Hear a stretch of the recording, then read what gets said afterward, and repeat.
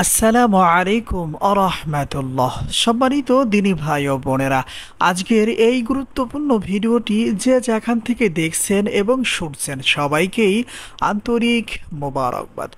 আজ আমি আপনাদেরকে শিখাতে চাই ইয়া কাবিরু এই ছোট্ট অজিফাটি ফজরের নামাজের পরে ১০০বার পাঠ করলে কি হয়।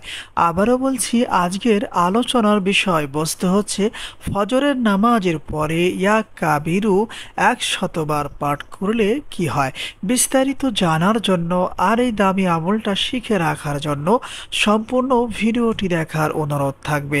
আর প্রতিদিন ইসলামিক নতুন নতুন ভিডিও সবার আগে দেখতে আপনার পর্যন্ত পৌঁছাতে আমাদের এই ছোট্ট চ্যানেলটি সাবস্ক্রাইব করার অনুরোধ থাকবে। সম্মানিত দিনী ভাই ও বোনেরা, এই আমলটা কখন কিভাবে করবেন পরামর্শ থাকবে। ফজরের নামাজের পরে কষ্ট করে একবার এই আমলটা করে নিতে হবে। ধরে নিন এই মুহূর্তে আমি ফজরের নামাজ আদায় করে জায়নামাজের পাটিতে বসে আছি এই আমলটা করার জন্য। আমি এখন যেভাবে আপনাদেরকে এই আমলটা করে দেখাবো, আপনারা ঠিক আমার মতো করেই আমলটা করার চেষ্টা করবেন।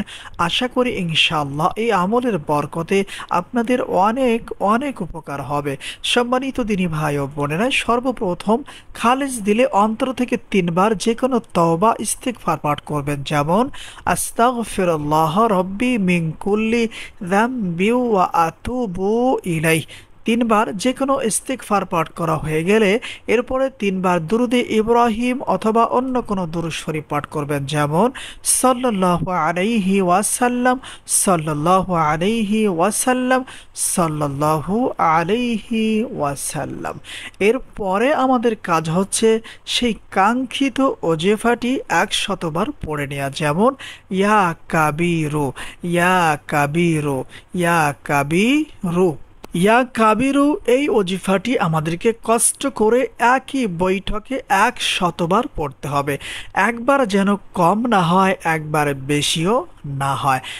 ১০০বার ইয়া কাবিরু এই ওজিফাটি পড়া হয়ে গেলে এখন আমাদের কাজ হচ্ছে ৩বার যে কোনো দুরূদ শরীফ পাঠ করে নেওয়া। পরামর্শ থাকবে দুরুদে ইব্রাহিম পাঠ করার জন্য। দুরুদে ইব্রাহিম, আল্লাহুম্মা সাল্লি আলা মুহাম্মাদি ওয়া আলা আলি মুহাম্মাদ কামা সাল্লাইতা আলা ইব্রাহিমা ওয়া আলা আলি ইব্রাহিম ইন্নাকা হামিদুম মাজিদ।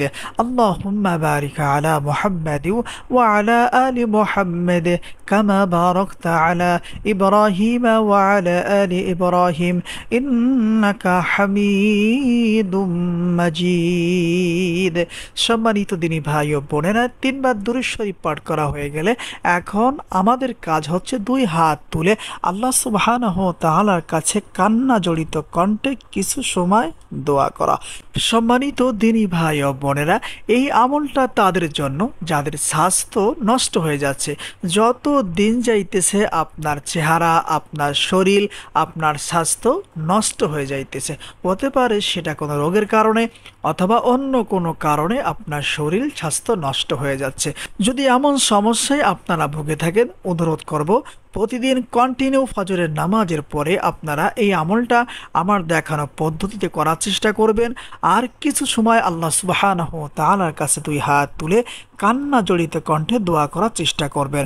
আমি আশাবাদী আপনারা যদি সঠিকভাবে আমার দেখানো পদ্ধতিতে এই আমলটা নিয়মিত করতে পারেন, আল্লাহ সুবহানাহু ওয়া তাআলা আপনার ভেঙে যাওয়া স্বাস্থ্য আবারও ফিরিয়ে দিবেন ইনশাআল্লাহ।